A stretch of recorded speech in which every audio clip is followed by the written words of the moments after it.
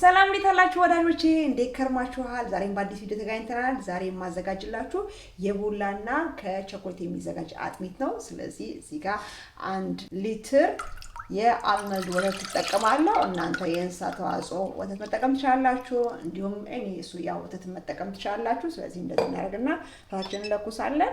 ከዛ እኛ ደግሞ ወተቱ እስከሚፈላልን ድረስ እዚህ ጋር ካካኦ ፓውደር አለኝ እንደምታዩት፣ እሱን ጨምራለሁኝ።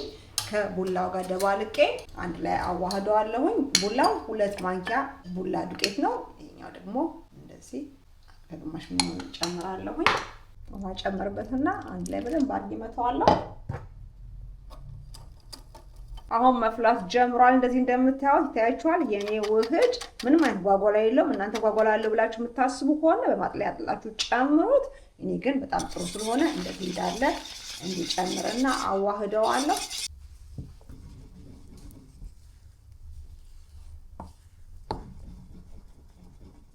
እንደዚህ አድርገን ትንሽ ታንተከተከው በኋላ ትንሽ የጨው እንጨምራለን ለማመጣጠን ስኳር መጠኑን።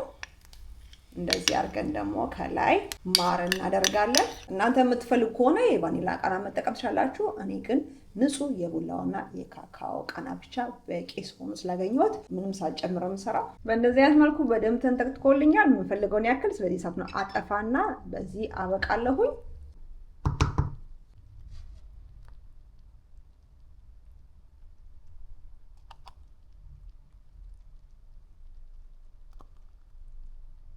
በእንደዚህ አይነት መልኩ እንግዲህ በተለይ በብርድ ሰዓት በጣም አሪፍ ነው። እንደዚህ ሳፍ ተጠቀሙ።